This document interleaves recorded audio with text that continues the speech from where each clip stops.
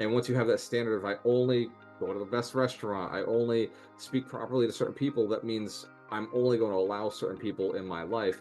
How did you level up to the point where you were always attracting great quality people to do the deals morally, ethically, legally, who are the greatest operators, the greatest people to be trusted, trustworthy people?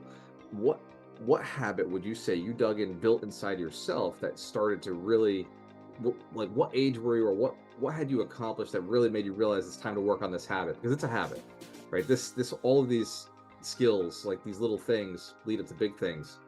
What You was it know, that you said from now on I only spend my time with the best quality people? thank you for asking that question. Again, I really believe that the companies are built with people, not the buildings. I say that, or walls. Walls are just there, but the companies are built with the quality of people, quality of partners. And we always say partners because we had 158, great people who were managing all these multifamily. And I had my acquisition company and management company simultaneously. I was CEO of both of them.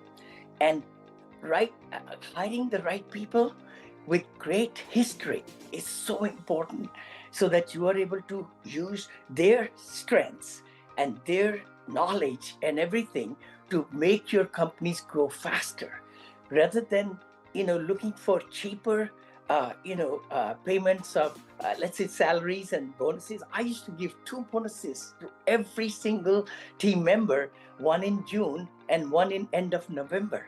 I might have mentioned it.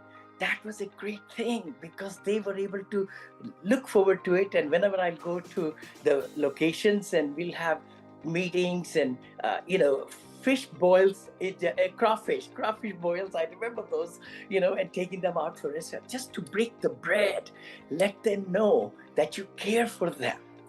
And it's been so wonderful that we get calls and emails from our past partners, who are managing our assets. When are you going to buy again? We want to come and work with you. So that's a great feeling. I really appreciate that. The thing is, you got to see who you're hiring. Behavioral questions should be asked a lot more.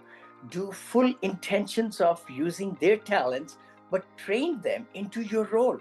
I always say that, if they don't know your culture, your company culture, you got to take time as CEO, as regional, as director, to share with them your nuggets. You don't want to do everything, but you can teach them.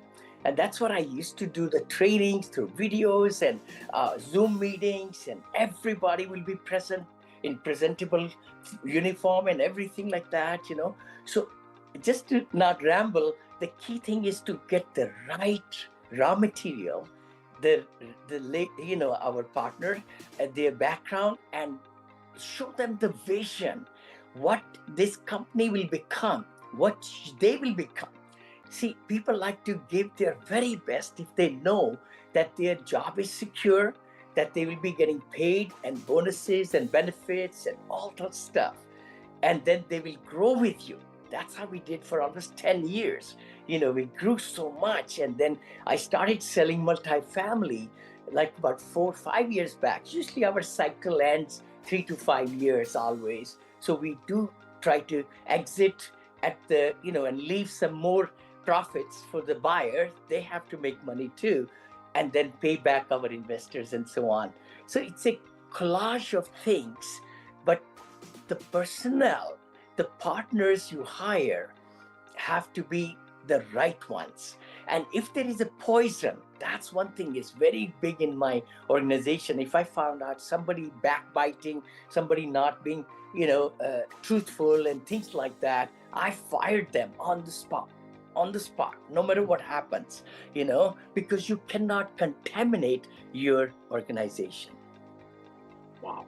Yeah, that's I think any entrepreneur who's had a big enough team knows exactly what we're talking about.